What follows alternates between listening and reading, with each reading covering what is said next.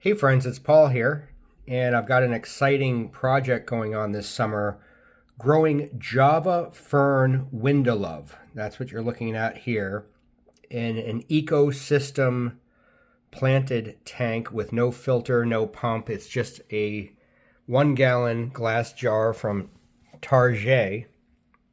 You can see I've got a nice lid for it.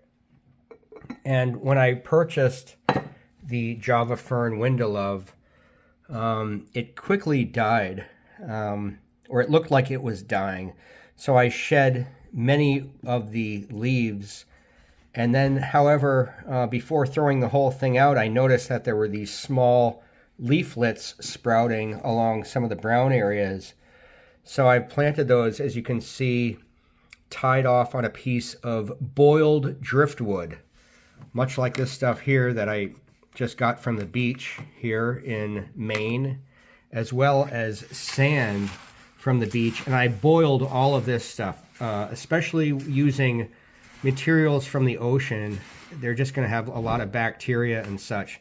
So I boiled everything, including the rocks you see in there, before introducing it to the ecosystem tank. And I just wanted to show you some of the beautiful garnet sand that comes out of this sand. You can see the red hues there, and there's some of that reddish color you can see in there, but it's really beautiful sand. As well as I removed a lot of iron material here from the sand just with this magnet. I just went through the sand for about an hour, and you can see how this just picks up.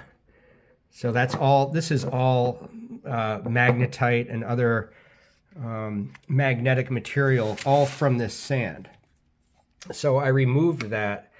However, after attempting to grow a snail in a tank, which subsequently died my first try, I don't think the tank was the right pH level, or, you know, I just was rushing it a little bit. So what came with that snail was some of this iron powder, apparently to keep the snail warm.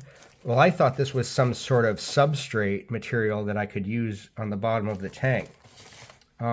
So I put a little bit of that in the tank and then contacted the seller of that, and he said, you know, that's to keep the snail warm. It's not a substrate, but that the iron could help the Java fern Windelov grow.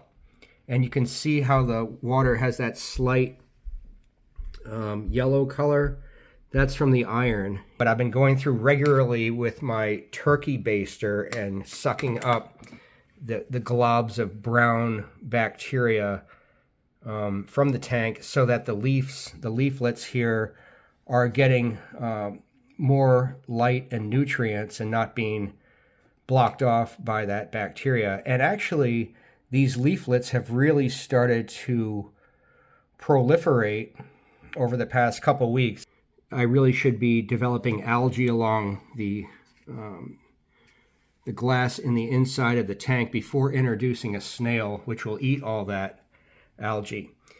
I'll be checking in later with updates as to how well this planted bowl ecosystem is making out.